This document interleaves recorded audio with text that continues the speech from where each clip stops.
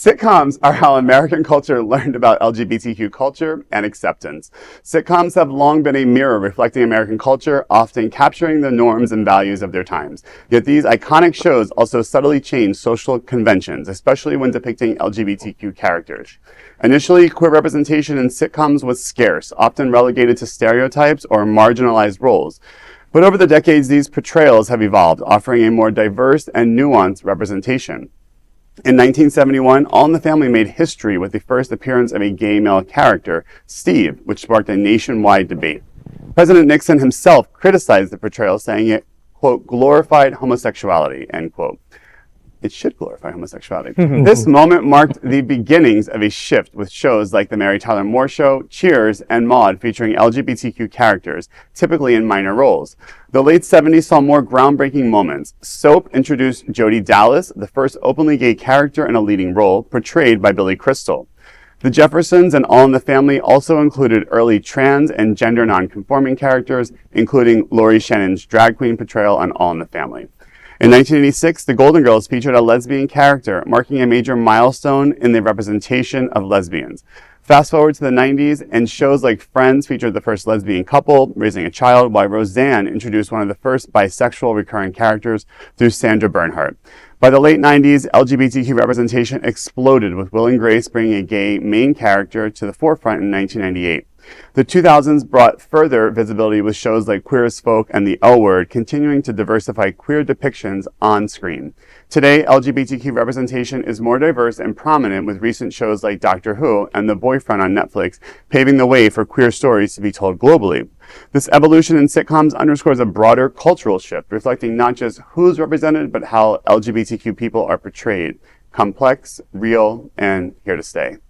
I love this story because I was a sitcom addict growing up as a kid. I think I've seen like Three's Company. What was your favorite? About 5,000 times. Okay. Three's Company is up there, or Facts of Life are probably up there. But interestingly, I'd always remain, what I reflect back on in that is that, of course, Three's Company, the storyline was that Jack was portraying a gay man, even though he wasn't gay, and how all of the jokes were made about him. You know, he was the fall of all the jokes. Of course. And it was very accepted. And I wonder to this day, like, that was something where I was always thought, like, oh, if you're going to be gay, everyone's going to make jokes about you like that. And it was like, I know, a prominent storyline for at least the first several seasons until, you know, the cat was out of the I remember that exact episode of Roseanne. That, like, I don't know why I remember that for whatever reason. I think I was obsessed with the fashion at that time.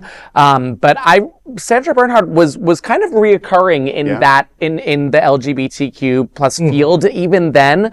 And she's someone who has translated to now. I mean, she was just recently on the most recent season of American Horror Story. I mean, she's around. I'm going to go out on a limb though and say that it almost feels like there was more back then than there is now. A little bit like right now, like today, November 28th, 2024, there's not that much. And I mean, there's some within, you know, your favorite streaming things, but I can't think of a prime time show right now that's featuring two gay love interests. I mean, Grey's Anatomy kind of dips in and out of it, but, you know, not really. Can you think of anything right now? I think of streaming is where I see it all. You know, but it's as Jeff was reading the story, I was just trying to think to myself, I was like, so what is on right now, you know, for us? You know, like, streaming is taking over, of course, but it's strange to me to think, like, is there even like a gay host right now? Is there like any gay? I don't know. Wayne Brady hosts. Wayne Brady came out as of course. No, but is that it? But is that it? Right. You know, is it just Rue right now? I mean, well,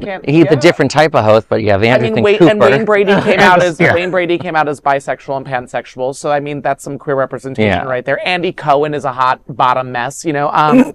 Yeah, I guess there's. I mean, like, Sarah Gilbert's playing a straight person on Roseanne today, which is like even. Do you have a comment, Bobby? Well, the thing is, I think like the represent. I don't necessarily need the numbers in representation, but I need the substance in representation. And we have gone better at it that way. Like, remember when Will and Grace happened, Will was essentially a flat character. He's 2D because essentially the character should have been a mix between Will and Jack. It was supposed to be, daytime professional and then nighttime off work sassy, openly queer, very, flamboyant person. But they basically got half of it.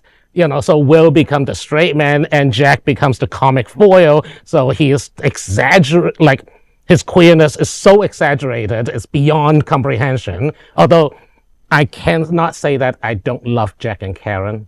Oh God, yeah, you wouldn't you can't be sitting at this table if you can't. I mean, come on. I have this weird, I go so back and forth on Will and Grace because 14-year-old me loved that show. But as I started to grow up, I was like, wait a minute, this was the most one-dimensional representation of queer people. Yeah. But Karen Walker's character was great. I loved Karen Walker. I was more like absolutely fabulous, like ab fab, was my queer that. And I know that no one was really her ex-husband wound up becoming gay and everything, but it was kind of similar to Schitt's Creek in which no one came out.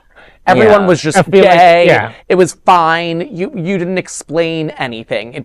That's how it existed in that world. And I would like more of that on the screen. What I thought back in the day, we mentioned Queer as Folk. The U.S. Queer as Folk, it was nice, but it got a little too focused on queers were always being discriminated against, whereas the UK that was one, the time, the UK Queer as Folk's even older, and it was a much more accurate representation of gay men. Just we were messy, we were queer, or they were going out way too often. The US version was a little after school. Right, and which is to be, Sharon Gless. Yeah, I mean, right. But also, it was iconic quote of the night. It was also universally. the L word. Not so much the L word because I haven't seen it all that much, but especially Queer as Folk at that time was very white cis gay. Yes. It was it was all bunch of good looking white men in the twink. Yes. But not all good looking. Yeah, and I was in college at the time, and I still see the representation, but they don't look like me. I'm now happy that Netflix is doing Asian gay shows. Apparently, there's some spoy love thing going on, and now TikTok has lost their minds on that stuff. And of course, the Heartstopper thing that brings kids or even at least young adults back to the thing. I think to your point, our biggest LGBTQ star on TV right now is Bowen Yang. Oh, right. Which was something that would not have happened on SNL. Right. He does not play a gay character. He's playing every character. Right. And I think that's where we are today versus where we would have been 20 years ago. And that representation matters. If he wasn't there, who would have told Timothée Chalamet to pretend to be Troye Sivan? That was brilliant. That was a great scene. That was a mic drop right there.